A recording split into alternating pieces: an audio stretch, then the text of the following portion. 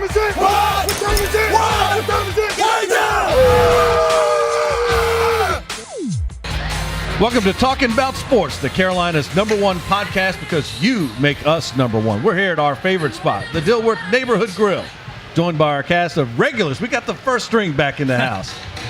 We got Reggie Walker from Penn State, the top 5 Penn State Nittany Lions, the Carolina Panthers, and ESPN. Mike Pacheco just finished another great season with the Charlotte Knights. We'll have to get an update on that. Carolina Panthers postgame show and the voice of Winthrop Athletics. And back from a tour of Kansas City, Scandinavia, Europe, the subcontinent, and Australia. He really was in the subcontinent. He did hit Australia. John Tobias. Now, first off, most important thing here is you were in Kansas City, right? Yes. You go eat some barbecue? Barbecue and burnt ends. I took it to the next level. Burnt ends, yeah. Burnt ends. That's grown man right there. Legit. That's grown man. Legit. Oklahoma Joe's to be more specific. Okay. That's grown man. All right. Yeah. All right. Yeah. That's the most important thing I had to say. But That's right. All right, that's the end of the show. You gonna bring some burnt ends back for us? Oh, man, I wish I could, man. Next time. I got you. Yeah, you need to get focused on that. You can't just be going out there and bringing nothing back. I know, man. I know. I need to step my game all up. right. Well, we'll lower the boom on you like the NFL has done with Ezekiel Elliott.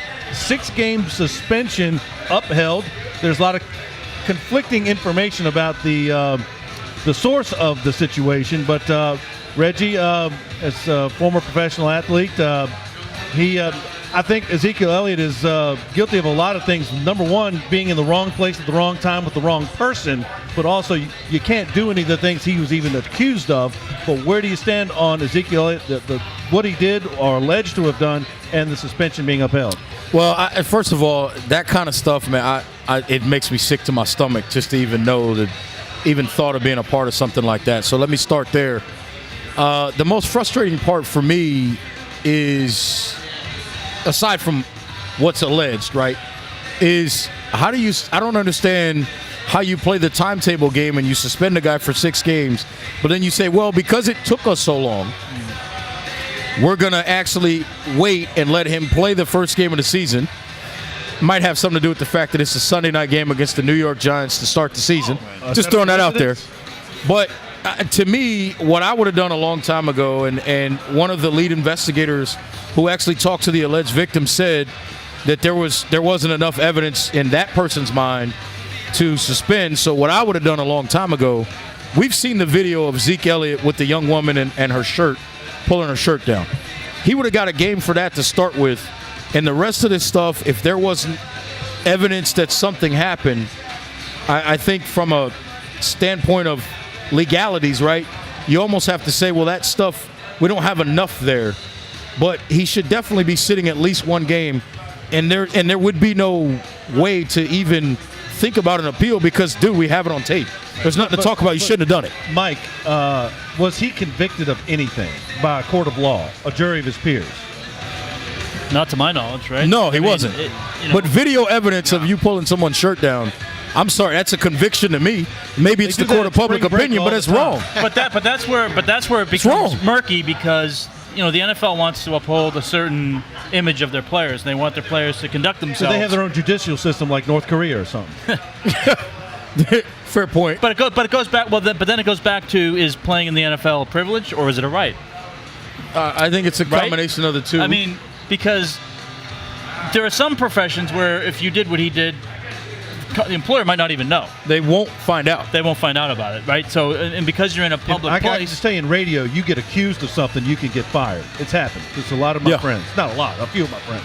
Well, and that's my point. Yeah. The video with the young woman, that's not about an accusation. Like if you defraud a hedge fund and tickets? Not defrauding a hedge fund or running a Ponzi scheme or doing anything like that, but, just to have done something, alleged to have done something, alleged domestic but when you're in the public eye, you're held to a different standard. I'm not saying that's right or wrong, right. But you are held to a different standard. And I think a lot of people see the money that the NFL players are getting, and they say, if you're getting millions of dollars a year, there should be some sort of, maybe not a code of conduct, but there should be a level of decorum. That you should be able to live up to. JT. Well, I guess, JT, my thing is, to Kevin's point, and I want to, I understand the lack of conviction, but at the same point in time, the video tells me you did something.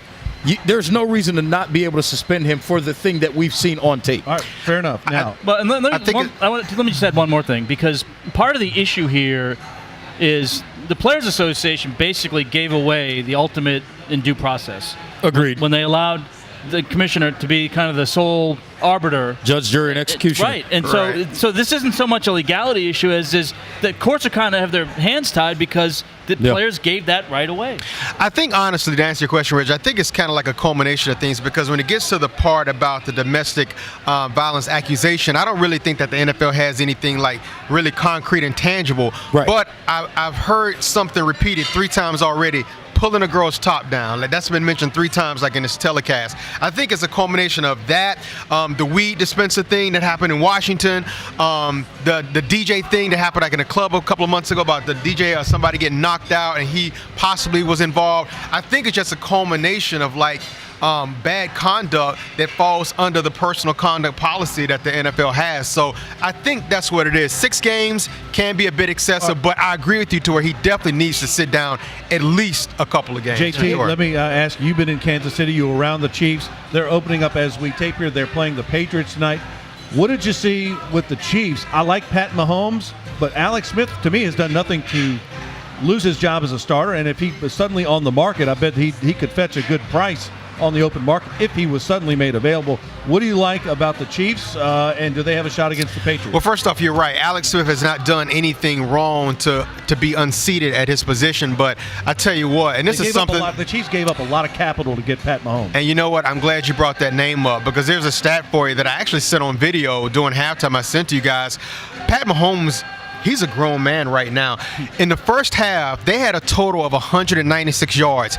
He accounted for 183 of those 196 yards. He led the team in passing, obviously. He led the team in rushing. The only thing he did not lead the team in was receiving. He didn't get enough credit for being athletic, and he can get first downs just by just getting the first down and getting down and getting out of bounds. It's early, and also, it was week 4 of the preseason, but I'm telling you, I saw all 4 games. He really looks like somebody that was worthy for the Chiefs to go ahead and pull up and make that move. San Fran may want to get Alex Smith back the way their quarterback situation is. It's kind of a black hole right now. It's Brian Hoyer that's going to be the quarterback, right? And Alex Smith is definitely like an upgrade over that. And no Jim Harbaugh, so there's no because Alex Smith was involved in that. Yeah. And that's what kind of led the way to Colin Kaepernick. Now, and I think from a Chiefs standpoint, I think, and maybe I'm a little biased here, but Tom Ali was my teammate in college. And, that's when he's been healthy the last few years. He can play. He's been one of the better pass rushers in the league, and he's on the PUP list right now. So I think that's going to affect this team until he gets back. Unless they can find somebody to step in and be able to get after the quarterback. Well, some people don't know this, but they're starting running back Spencer Ware tore his ACL in the preseason, so he's done for the year. But they have a rookie by the name of Kareem Hunt. He's out of Toledo. He's not around anymore. No, he's not coming back, and that's another Penn State guy. Also, I brought him up. No, he's not walking through that door. Okay. But Kareem Hunt, who may not be a Larry Johnson, he's a rookie out of Toledo. Very more like a scat back slasher. Yes, Rockets. Yes, I think that he's going to be a productive, maybe not a 1,000-yard back, but I definitely think he can make some noise. Moss's rushing records at Toledo. Hey, listen, man, I don't care. As a Penn State guy, you know a whole lot about Toledo. Everybody forgets about Holy Toledo. Chester Taylor came into Happy Valley and put one on us one year. So we know about guys that come out of Toledo running the football. That's because Kutztown State and Randolph-Macon weren't available that weekend, so you had to play somebody legit like Toledo. So here we go. Now, what's going on in the real world is Hurricane Irma is going on, and the Tampa Bay Buccaneers and the Miami Dolphins game has been postponed. I'm wondering, could this game have been rescheduled? St. Louis has this dome stadium that's inactive. San Antonio has a dome stadium. Nothing's going on there. I don't think anything's going on around. The Panthers are out of town. Why couldn't they play here at Bank of America Stadium? Is that possible? Why not just play? Because now both teams have to play 16 straight weeks. Yeah, let me just say one thing real quick just to allude to that. I loved what Chris Long had to say, or what he tweeted about a couple of days ago. He put a tweet, and I'll read it verbatim. He says, should move the game to a neutral site, sell affordable tickets to benefit hurricane recovery. Am I being naive? I mean, you're right. Whether it's Charlotte, whether it's St. Louis, even if it's like a city to where they're not privy to have NFL games, you can go ahead and give all of that money until the hurricane relief for them. I don't get it. Well, I understand exactly where you're coming from with that, but I think the thing that we often miss is it's not that simple logistically. First of all, UTSA, which plays at the Alamo Dome in San Antonio, they canceled their game. So you can't just move it to San Antonio, because if that was the case, they would have been able to play their own game. I think the other piece of this is, and while I understand what Chris is saying, and I agree with it to an extent, he's also got to understand, would he want to go away and play a game with a hurricane potentially bearing down with his family back at home? That's another thing you're asking players to do. And then in a new city, wherever that city is, can they round up a staff of people to work a facility in such short order? John Tobias. Because you got to remember, a lot of those folks that work at, whether it's Bank of America Stadium with the Panthers, the cable box with the Hornets, a lot of those people are not full-time employees. So they may have other situations, other things that they're doing that they may not be able to break away and work that game. So from a logistics standpoint, you've got to worry. And then, oh, by the way, you've got to worry about, especially in the NFL, TV partners being able to get a broadcast crew there. And, John, you do this for a living. It's tough. You get a phone call on Friday and you're in the air going wherever. It's hard to reroute. It's not that simple. It might be more difficult to crew it, right? I mean, you can get the announcers there, but to make sure you have the right cameraman, because those guys generally, right, are from the area, or at least there's part of the crew that's from the area. Part of the crew stays with the right.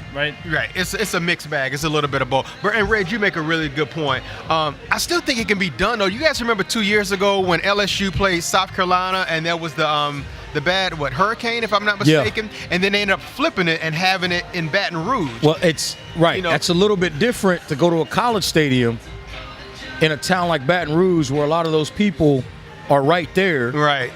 And oh, by the way, from a television standpoint, you can do some things with the way stuff is now in terms of broadcasting the game using school control and those types of things. I'm not sure if it was the 89 earthquake, but I remember there was a year where the Patriots were supposed to play out, I think it was the Raiders, and they ended up playing that game, I think, at Stanford. But they had to change it over the weekend. Now it is different in a bigger city, like a New York or a Boston or Chicago. You could crew those games, or even the Bay Area. Right. To me, the biggest thing though is what you said to start off, Reg, was the human toll. Yeah. Do you want to be, because this thing's right now it's supposed to hit Saturday morning. Right. So do you want these guys to be 24 hours out of a potentially it's a Category 5 right now. Right. Could be one of the most catastrophic storms in our country's history, right? On the heels of, we just saw one last week, and there's another one that's brewing in the Atlantic, and another one in the Gulf of Mexico. And there's one in the Gulf of Mexico. So, and if there is a big cleanup, do you want your players having to choose between their family and their work? So I think ideally you would have liked to have done a neutral game site. I just don't know if this was the right feasibility. Maybe if the hurricane was 2 days on either side of it, maybe you think about it. But I think because it's within 24 hours or close to 24 hours, I think they made the right decision. All right, fair enough. We haven't even gotten into the Carolina Panthers, who opened the season on Sunday out at San Francisco. We'll talk Panthers and a whole lot more, plus some college notes right here on Talking About Sports.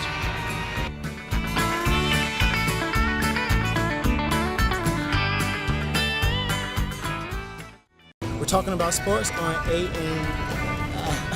We're talking about sports at ADS. I don't know how to say that. We're talking about sports in, oh God, I forgot. ADSN. What is it? ADSN. ADSN, okay. Yeah. We're talking about sports. Talking about sports. We're talking about sports. Talking sports. Talking about sports. We're talking about sports on ADSN. Talking about sports on ADSN.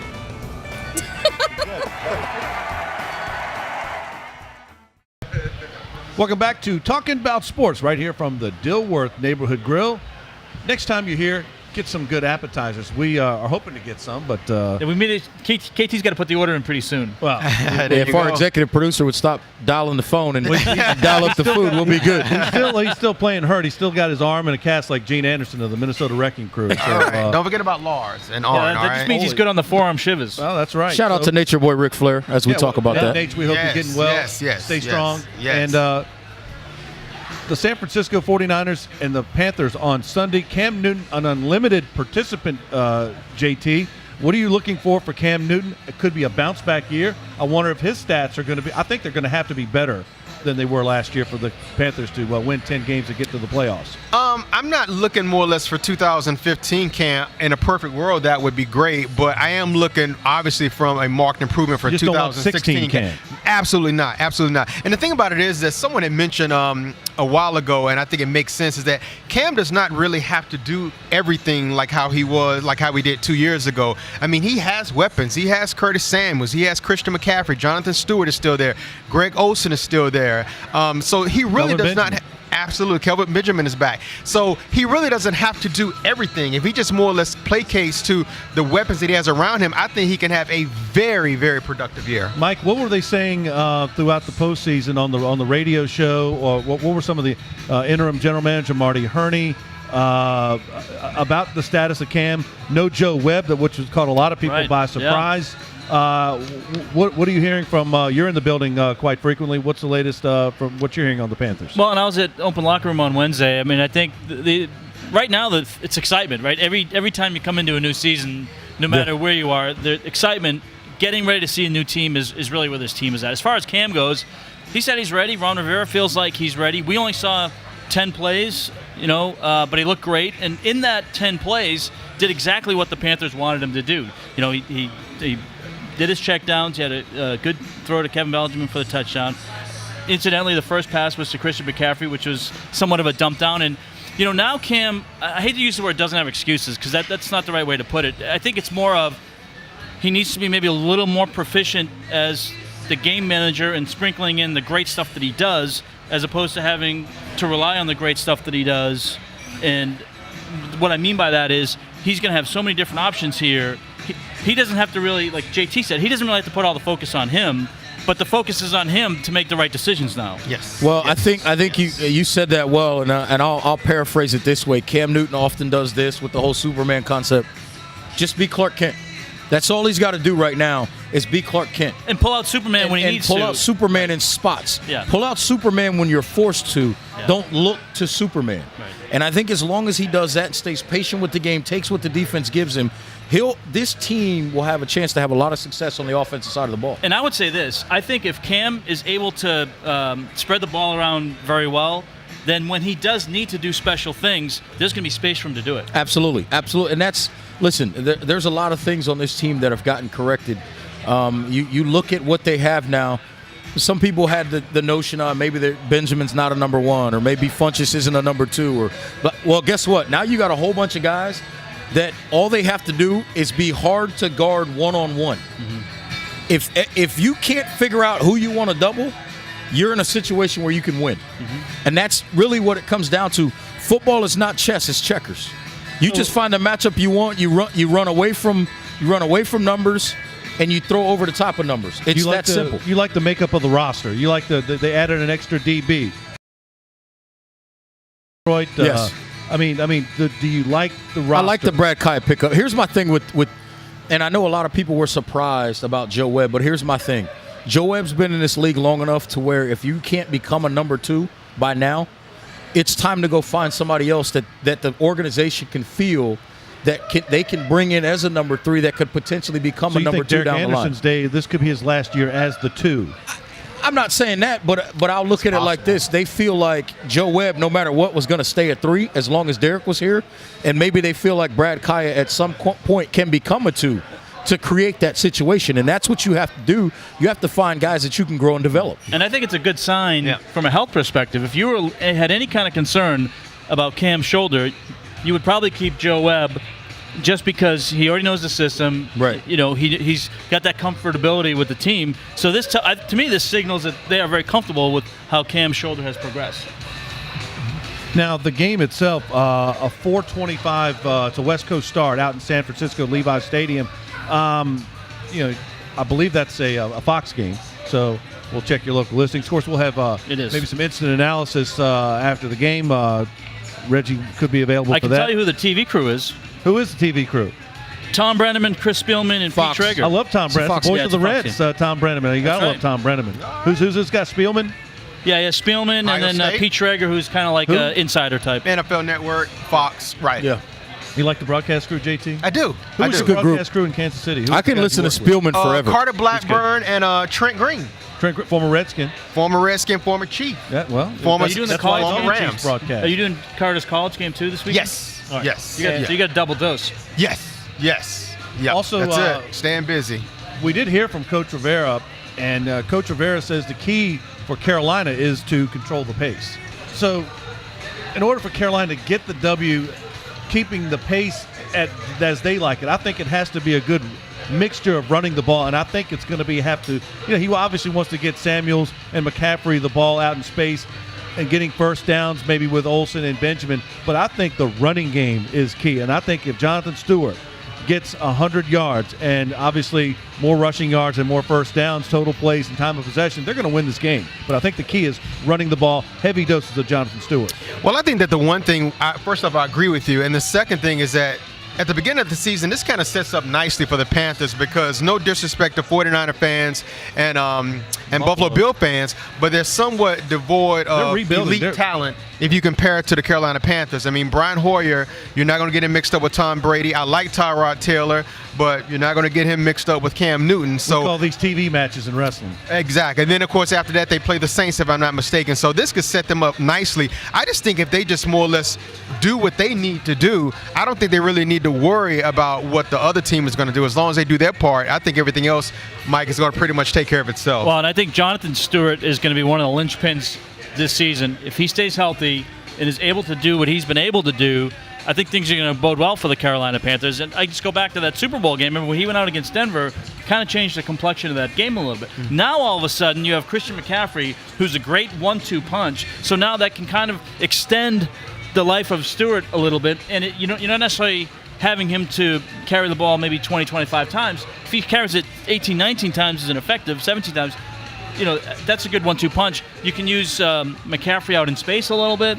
I mean, the offense, we're spending a lot of time on the offense, but the defense is intriguing as well, right, Reggie? Because you think he's the real deal, though? Is McCaffrey the real deal, though? I don't think there's any question he's the real deal. Well, before I get to the defense, because I think that's a very interesting concept, what we're also going to find out in this football game is how good that offensive line is, this reconstructed offensive line. Let me tell you something. The 49ers, you can call them rebuilding all you want. Solomon Thomas, Buckner up front, Navarro Bowman at the linebacker spot, Reuben Foster. Listen, that front seven is uber talented, okay? If this offensive line is what Panther fans think it is and hope it to be, they still have Ahmad Brooks. Is he and still they out play there? well. No, they cut him. They're gonna. bad. Then we know this is legit against that defense because that front seven is really good. And when you talk about the defense, one of the things that I've been hearing a lot of rumblings about locally is where Worley is at the cornerback position. Right. Here's the thing, and I can tell you from playing the position, not everybody at that position develops at the same speed. Right. Not everybody at that position sees it at the same rate. So, yes, it's great that Bradbury's at wherever he is. That doesn't mean Worley has to be there right with him. Worley's going to be fine. He's a talented kid. Sometimes it takes a little bit longer than the next guy. Sometimes it means how many times you've been tested to learn from things by getting reps. So a lot of that, there's a lot of different pieces to it. But I think the first thing we got to understand is getting back to it, you got to check what that offense looks like, particularly the offensive line, against a talented defensive front in the 49ers. William Wilson just showed up in the house. He's off camera right now. We just want to say hi. He's going to play in this golf tournament that I'm hoping you're going to make, Reggie. But apparently Why you have put some, Reggie on the spot, man? Well, I mean, it's, I went out and extended myself to get him in, but we'll see how it goes. But McCaffrey. Defense, you mentioned Bradbury, and I like Captain Mullen. I saw Captain Mullen at the South Carolina NC State game on the sideline. I really like Captain Mullen. I think he's really going to be, he and Kirk Coleman are going to be the veteran leaders in the back of the defense. Obviously, you have Thomas Davis and Luke Kuechly in the middle of the field, but I really think, you mentioned the development of the second, third year of the DBs. I really like Captain Mullen taking these guys, the senior member of Thieves Alley. I want to piggyback on something because you asked the question, was Christian McCaffrey the real deal? One thing I just want to touch on, guys, quickly is that I had the opportunity to speak with David Shaw a couple of weeks ago. I love Coach Shaw. Great guy. And he said, quote, he said that Christian McCaffrey put up some of the most prolific numbers in the history of college football.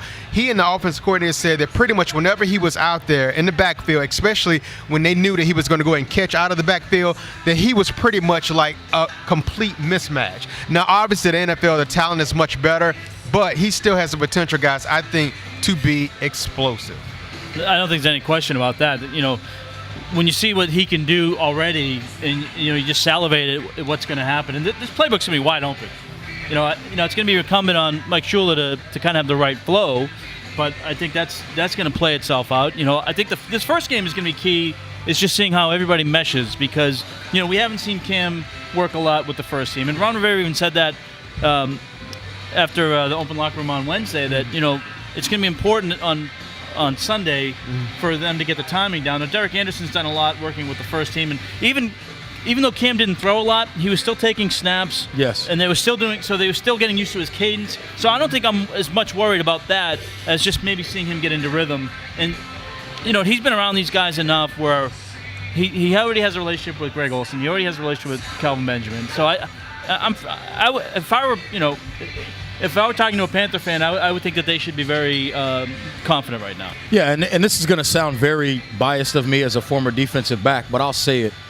The thing I'm most intrigued by this game is seeing what that front seven, really the front four of the Panthers, and a rotation of about 7 or 8 guys. If they do their job, if they do their job, it doesn't matter what Worley does. It doesn't matter, how many tackles TD has or Luke or Shaq. All that becomes irrelevant if those guys up front are getting after the quarterback. Yeah, good front four and a good pass rush kind of makes your DBs a lot better. Listen, trust me, I know, because I played with some good ones. Who were some of the guys on your front seven when you played with? Jimmy Kennedy, Anthony Adams, LeVar Arrington, Michael Haynes. Nope, LeVar had already left. Michael Haynes. Elite. 3 guys that were drafted in the first 2 rounds in the 2003 draft on the same defensive line. It's pretty easy to play behind those guys. What about Kevin Seymour and Demetrius Cox, the guys that the Carolina kind of picked up at the end of training camp? I think these guys can play. I do too, but I think one of them's going to be the odd man out, because I'm going to tell you right now, and I'll make this statement right here, right now as we sit here before the season starts. Corn Elder is going to have a great year. From Miami.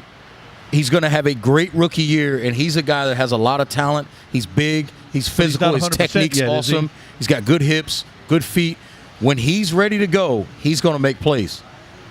Is it a matter of when he is 100% that maybe these guys are placeholding until Corn gets ready? I really like him, man. I think he's a very talented guy. He scored that illegal touchdown on Duke last year. that was somehow called legal when it was actually illegal. He's one of the smartest guys in the secondary that you'll see in this rookie class. Well, I'm not saying he's the best, but he's one of the smartest.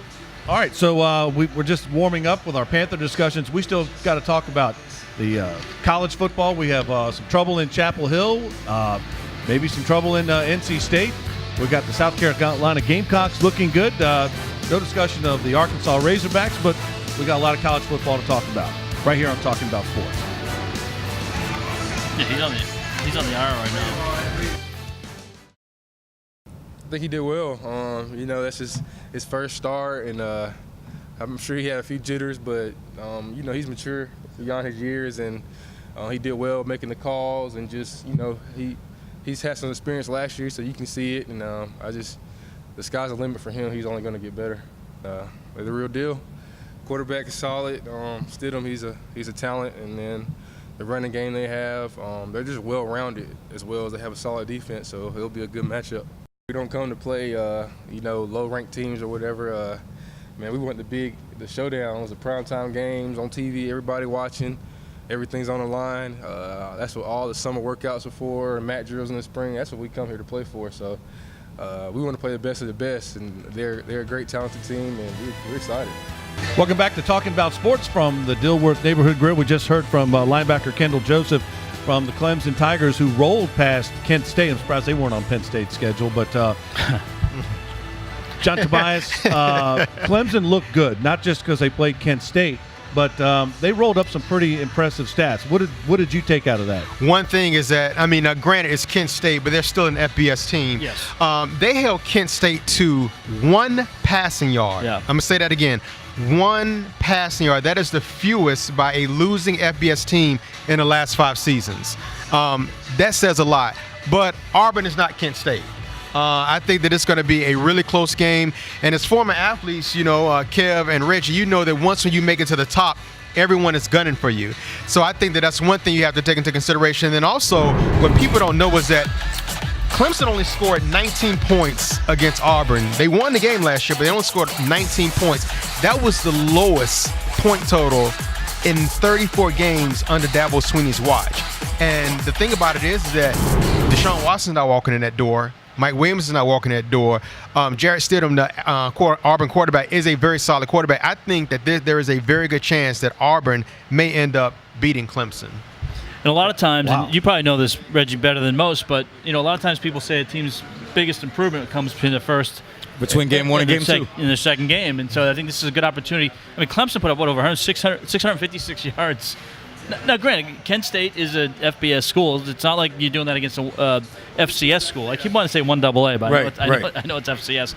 But Kelly Bryant looked good in his debut, taking over for. He was efficient. Yeah, he did. What I liked about Kelly Bryant, and you guys have heard me say this all the time. What I look at from a quarterback, I don't care about how many yards. I don't care about how many touchdown passes.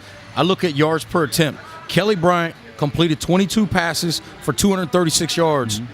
I'm sorry, he attempted 22 passes for 236 yards. That's 10.7 yards per attempt. That tells me they're getting something out of the passing game. And to add to that, what I thought was exceedingly strong, aside from a newer starter, right, getting in and out of the huddle with efficiency, they gave up 0 sacks. Yeah. And I realize it's Kent State, but if you can protect the quarterback at any level of football, you're going to be successful. So protecting the quarterback, giving up 0 sacks, and getting 10 yards per pass attempt tells me, basically what you're telling me is I'm not going to take a sack, and every time we drop back to pass, I'm getting first down yardage. Yeah. I'll take that any day of the week. I'll tell you one thing. The thing about it is, though, is that still have to give a lot of credit to Dabo Swinney and what he's done with that program. Speaking of Clemson and speaking of the SEC, because the thing about it is that Dabo Swinney is 11-8 against the SEC, 11-8, and that's the most wins under that particular time frame than any other non-conference coach. That says a lot. So whenever he plays like your Auburn, your Alabama, he's not scared. Not only is he not scared, a lot of times he wins. The other thing I liked about that game, 4 penalties, 45 yards for Clemson. Kent State, I think, had 11 for, 60 or 70 yards. 70.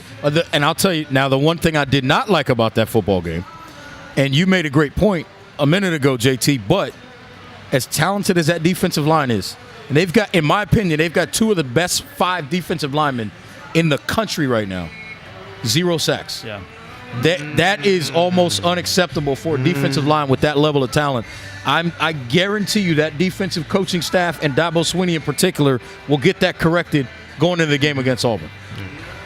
Now, Clemson looks good against Kent State.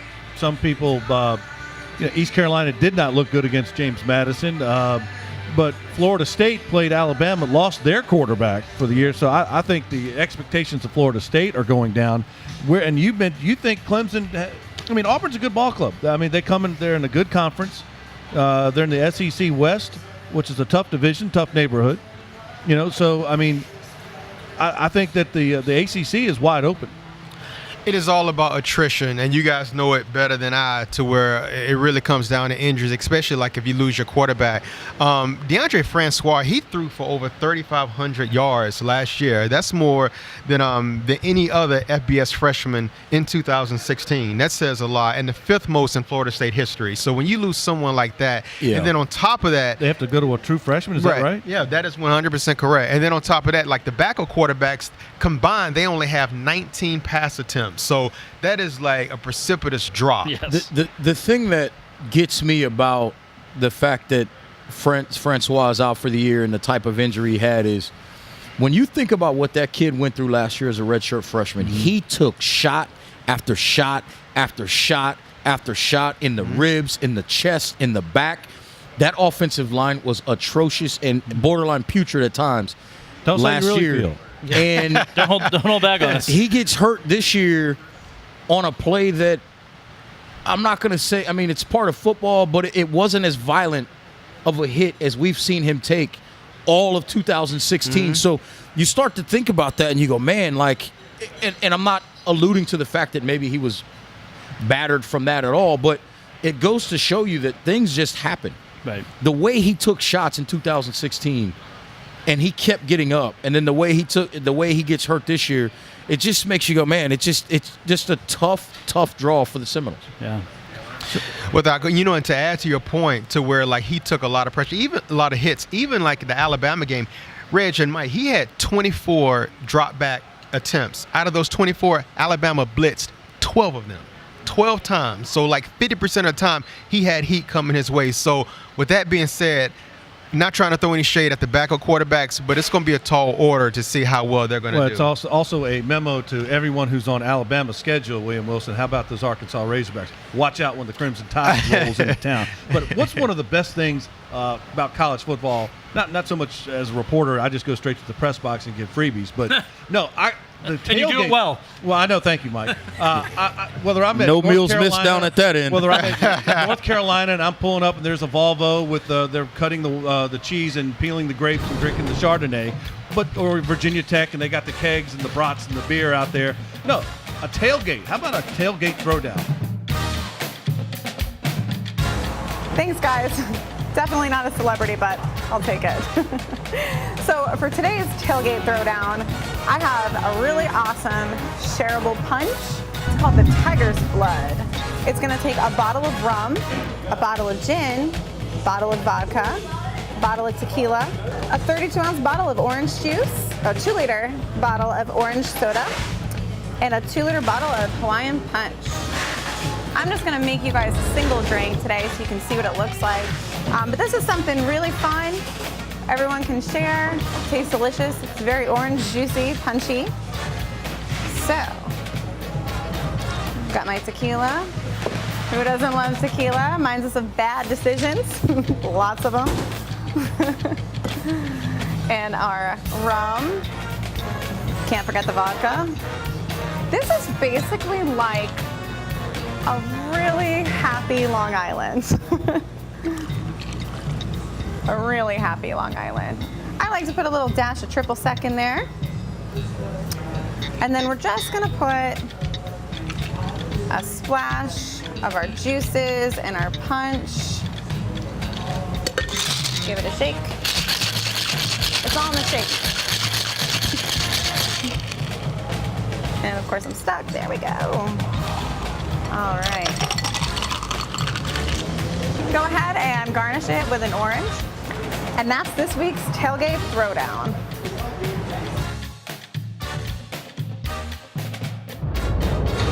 All right, thanks, Crystal. I love that tailgate throwdown. Mike, you're right. I should have asked those Tar Heel Should have asked fans if they had any Grey Poupon. That's right. They probably did. They probably had like the fat-free and the regular. Yeah, no doubt. All right, now we got to talk about the NC State Wolfpack. They didn't do so well against the South Carolina Gamecocks. I was there. It was a great game. We're talking more college football right here on Talking About Sports from the Dilworth Neighborhood Grill.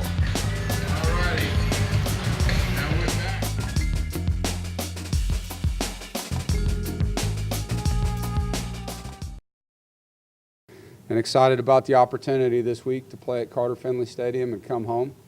You know, as I said after the press conference, it's not a one-game season. There's 11 more opportunities. As an assistant coach at Montana, we lost our first game. Somebody put a for sale sign in my yard. After that one, we went to the national championship game 15 games later. When I was an assistant at NIU, we lost at Iowa at Soldier Field in the opener 20-19 and didn't lose another game until the Orange Bowl.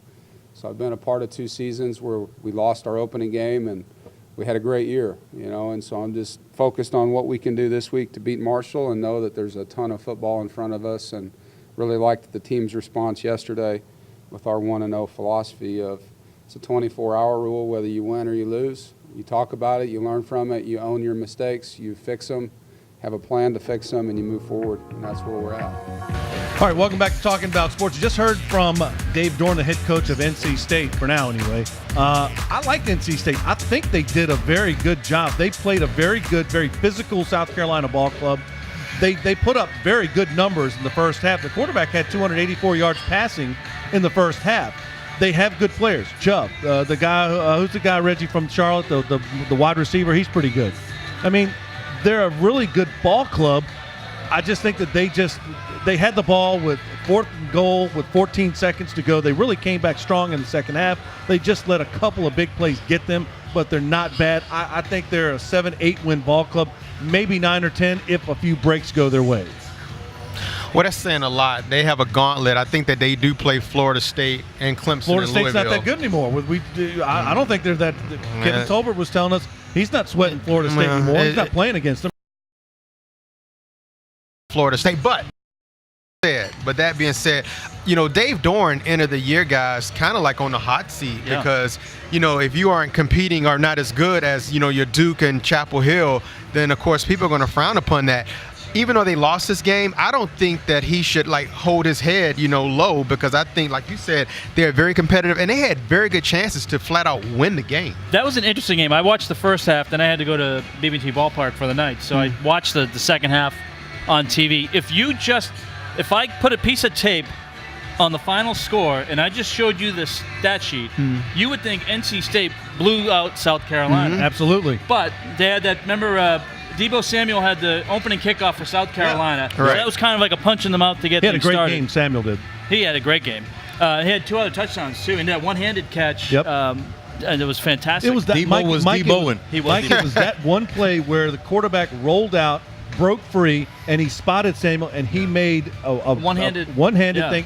That and South Carolina went up a couple of scores. NC State got that one back with 4 to go, and then was driving for the tying score. Didn't get it, but Mike, everywhere but the scoreboard, NC State had the game won. It boiled down to special teams because that big run, and then turnovers because South Carolina scored 14 points. They had 2 touchdowns that came as a result of NC State turnovers. Absolutely. And listen, if you're Coach Doeren, you lost to a fairly athletic, talented football team in South Carolina.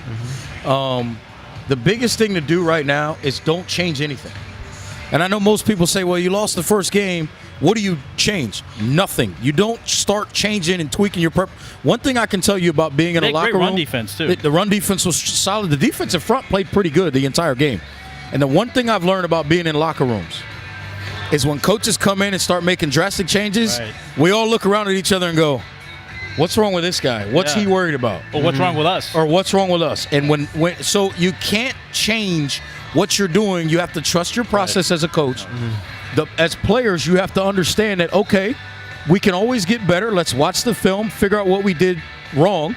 And again, turnovers. Hold on to the football. Every good drive ends in a kick. I say that I coach middle school and JV football. I tell my quarterbacks all the time, if we have to punt, I'm okay. Do not turn the football over. So if you look at those 2 things, keep the preparation the same and work on holding on to the football, you might have a different result. And, oh, by the way, most teams improve the most win between the first and the second game of the season. And they were 2 for 4 on 4th downs. And that last one was so close. I mean, to me, it was like a coin flip because you could have called that a first down, and I don't think people would have been outraged. No. I was on the field by that point in the game, and it was very close, Mike. It was just depending on the spot. And I really think NC State, I mean, I'm kind of skeptical of them going in, but I think they're a physical ball club. I think North Carolina is not what they may have been perceived as. I think they have some quarterback issues we'll get to later. I think Florida State is not who a lot of people think they are either.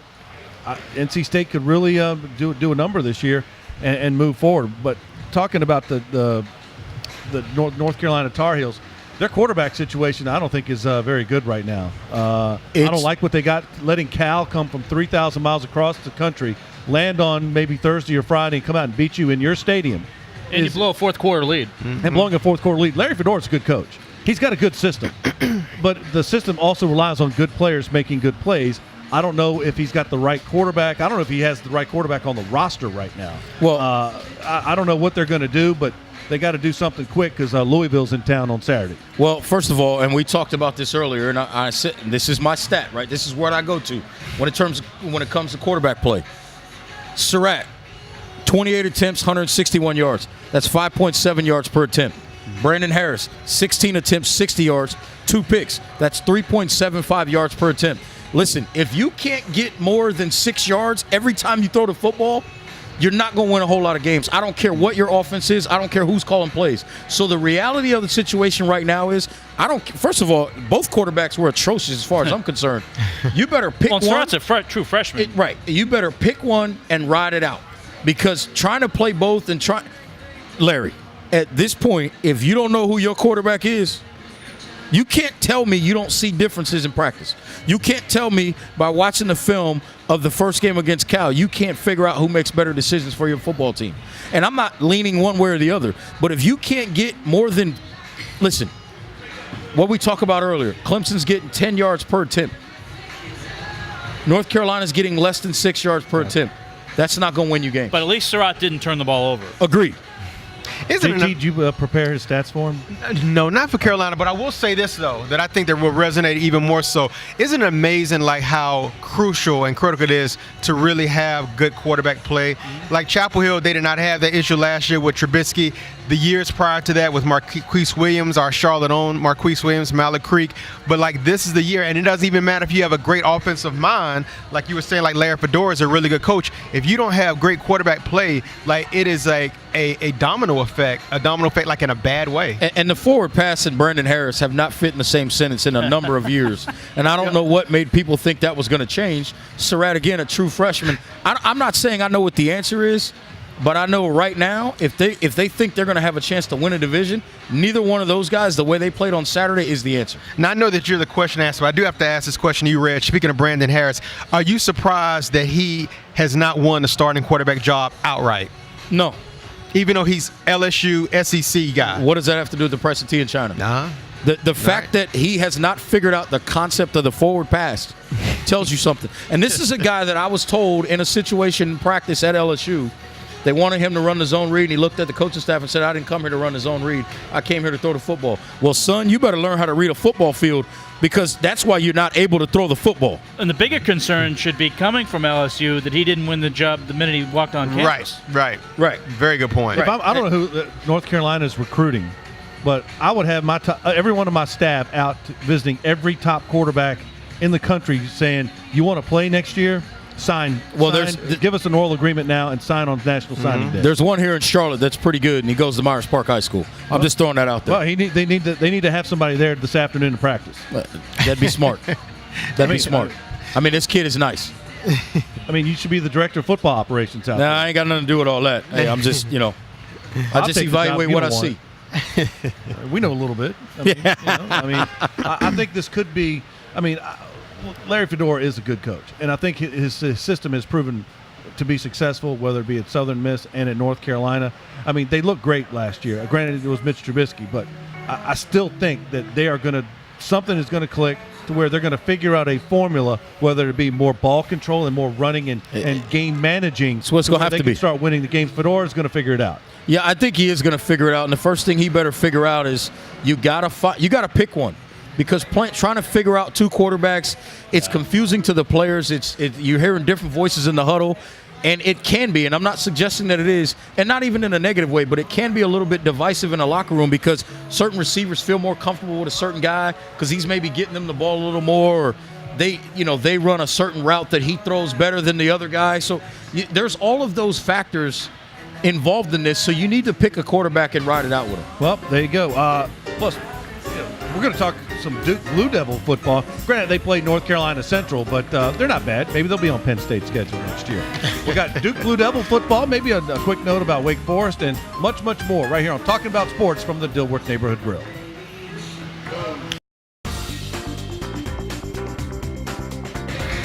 Welcome back to Talking About Sports right here from the Dilworth Neighborhood Grill. We've got the Duke Blue Devils, as Mike Pacheco called it, one of the education bowls. They're hosting Northwestern at 12 o'clock. Duke coming off beating North Carolina Central. Northwestern, I caught a little bit of their game. They're not a bad ball club.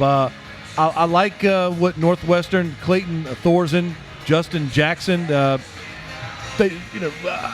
like what Duke is doing. I love Coach Cutcliffe. I like their system. Northwestern's a pretty physical ball club, so I think this could go either way. Any initial thoughts on Duke Northwestern, JT? Well, the one thing about it is I like what Reggie said a couple of weeks ago. You say you have to really look out for their defense. I think they have really good cornerbacks. I think that their front seven is decent. A lot of guys from Monroe and Charlotte in this area. Exactly. Went to Providence Day School. So I think they have a very good chance of beating Northwestern. Even though it's a Big Ten AC matchup, I actually think they're going to win the game outright for sure. And Northwestern's won the last 3, so they've kind of had a little momentum in the series. But and I know Reggie's going to speak to this, so I'm not going to steal his thunder. But this game defensively, I think it's going to be very interesting for Duke. Yeah, and I think when you look at it, Clayton Thorson mentioned earlier, big-time prospect for Northwestern at the quarterback position. This game, to me, is strength against strength. That Northwestern offense, particularly Thorson and that passing offense, against this Duke pass defense, anchored by the 2 corners in Mark Gilbert and Brian Fields. Fields, incidentally, pick 6 last week against North Carolina Central. Call it what you want, but it's a pick 6 is a pick 6. Yeah. So I'm curious to see how Pat Fitzgerald and his offense deploys against this secondary, because it's a really solid secondary. They play kind of a hybrid 4-2-5 kind of setup. And Northwestern's going to try to spread you out, use 3 and 4 wide receivers at times. So I think this is a strength versus strength matchup. It's a chess match, ironically, between who? Duke and Northwestern. Well, I like both teams if we're talking chess. It's fair. Fair point. Well, I'm saying I like Coach Cutt, and I think Duke is going to go far. JT, I think you made a good point. I think Duke's going to win this game, and I think Duke's going to win a lot of ball games this year. I think Duke's going to contend. I think it's going to come down to Virginia Tech and Duke for that. Is that the Coastal Atlantic Division? That game when they play each other, I think it's in Durham this year. That game could decide who wins that division. I really like what Duke's doing this year. Yeah, and the other thing I like about this particular matchup in favor of Duke, they had 9 tackles for loss last week. So what that tells you is it's an attacking defense. The other team's not blocking well. Well, that's a fair point. But that means they're getting downhill and getting after ball carriers, and that's something that you haven't seen historically from a Duke defense. Now, again, the opponent notwithstanding. Right. But that tells you that this defense is going to go forward and not be a read-and-react defense. They're going to be an attacking defense. And they had 3 sacks, too. Mike, 3 sacks. Wake Forest coming off a victory over Presbyterian College, taking on the BC Eagles. Who did Boston College play last week? You remember? They played Northern Illinois. That was a barn burner of a game. I think it ended up being like 24-23 or 23-22. Illinois is a good ball club. Yeah, no, that's a good squad. It was a good win for Steve Adazi. It was on the road, too, so they had to go out to the Chicago area. DeKalb, Illinois. That's where they get it done up there. How do you say it, KT? The Huskies. What do you say? DeKalb? Is that how you say it out there? All right. Did you get some instant analysis from John Meter-Perrell, the voice of the BC Eagles? I know he's very excited about the start for the Eagles, and this Wake Forest BC series has started to become maybe not the rivalry that BC Clemson is, and that's really one-sided when I say that, because Clemson, I don't think they would call BC a rival, but that game. That game usually is a good game, too, when BC and Clemson. Mike, these are games you have to win. If you want to make bowl games, the Pinstripe Bowl, the Belk Bowl. This is actually, believe it or not, I think you're on the right train here. This is a huge game for both BC and for Wake Forest. Absolutely. Because if they're at that 5-6 wins at the end of the year, this will be one of those games. And it's that game for both of them, which I think makes it a fun game to watch. Here we go. Speaking of fun things to watch. We can stop the show now. Call me blind, dumb, and hungry because the food is here. The Dilworth Neighborhood Thank you Grill, very much. Thank you. We got looks like the steak nachos. Yep. Reggie likes that. The wings are all here. There's some kind of quesadilla action over there. Everything's good. But he's already staking his claim. Yeah, he's locked in. We mentioned the tip over. Veteran move. You guys can go until after the show, but we talked about briefly the NC State side of the game against South Carolina in the preseason kickoff. What about the South Carolina side? TJ Brunson, 16 tackles. Reggie, you ever have 16 tackles in a game? Yeah, in high school. All right, well, I guess not in college. And I can tell you sleep pretty well after 16 tackles in a game. So, I mean, he was making a lot of plays. Yeah. So, I like South Carolina. They're an athletic ball club. I don't think any one superstar I like their quarterback. I like Samuel, the wide receiver. Good special teams. The defense is okay, but they're all SEC guys. So this is a team that's going to be playing against Alabama, Auburn, Florida. This is a good ball club, South Carolina. I think South Carolina's issue right now, and you can go back over the lineage over the last 6 or 7 years, whether it's Melvin Ingram, whether it's Devin Taylor, whether it's Jadeveon Clowney, they don't have that difference maker in the front four that they've had over the last 6 or 7 years on a consistent basis. And I think that's the difference for this team. I talk about it all the time. If you don't have a difference maker in the front four, it is hard to win championships at any level, especially in the SEC. And I'm not sure South Carolina has that on the defensive side of the ball. They don't have George Rogers running the ball either. Or my good friend, the Patriot, Del Wilkes, the offensive linemen. Well, in the last time these two teams met, Carolina came down 17 to win in double overtime. It was I think 27-24 final in that game. You're talking about between Missouri and South Carolina? Yeah, I think that if you're a South Carolina fan, I think that there's two ways to look at it. You know, Missouri scored 72 points against Missouri State last week. The basketball team averaged 69 points. You know, so that's one bad thing. But on the flip side, and on the flip side though, they gave up 21 points to Missouri State in the first quarter. So either way you look at it. And what that tells you is, and if you go back historically and look at Missouri, when they first came in the league and they kept finding their way to SEC championship games, they had guys like Michael Sam, a conference defensive player of the year, Shane Ray. They've always had defensive linemen that can go get the quarterback. Coney Ely as well. Alden Smith. They've always had guys that can go get the quarterback.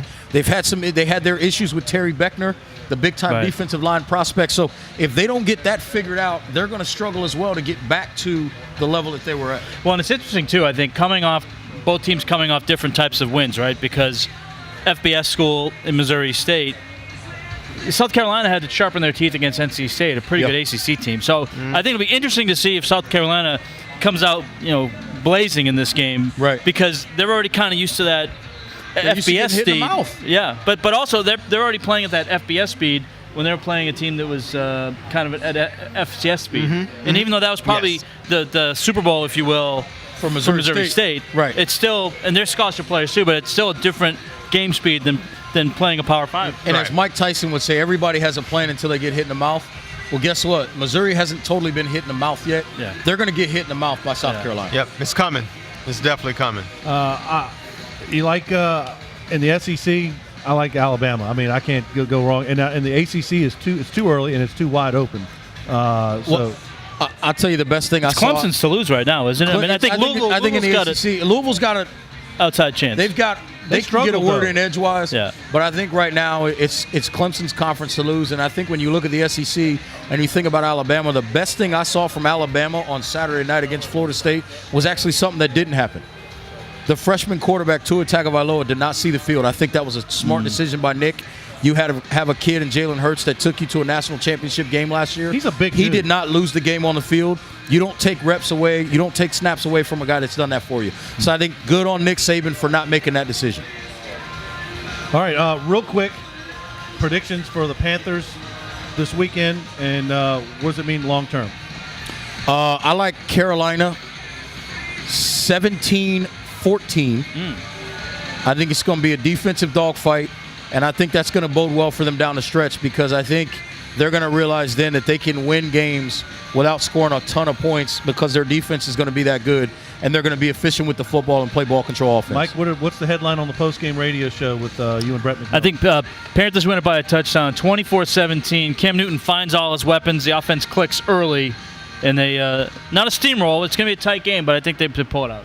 JT? I got Panthers 24-10. I think that they're going to more or less control the game the whole time. I don't think that either running back McCaffrey or Stewart's going to go over 100 yards. I think they're going to have a solid all-around effort offensively and the defensive side. I think it's going to be a clear victory. So you co-sign with me then? So you're talking about a beatdown? Well, I mean not beatdown, but I think they're going to pull back and just run the clock out. I think Carolina is going to destroy San Francisco. I also think the Redskins are going to beat the Eagles, and I think the Giants are going to beat the Cowboys, just for William Wilson. Tighten up. I can't tell you what he's saying to me off camera. Tighten up. Personal challenge, yeah. Right. Yeah, we're getting ready to go play some golf. He's got to go by the penthouse and get the butler or the valet to get his clothes together. But another great segment, another great show, guys. Glad you're back, JT. Thanks for having me. Feel free to bring back some barbecue anywhere you go. I'm going to hook you up next time, no doubt. Burnt ends. Reggie Walker, Mike Pacheco, John Tobias, Kevin Tolbert, William Wilson. I'm Kevin Casey from the Dilworth Neighborhood Grill. So long for now.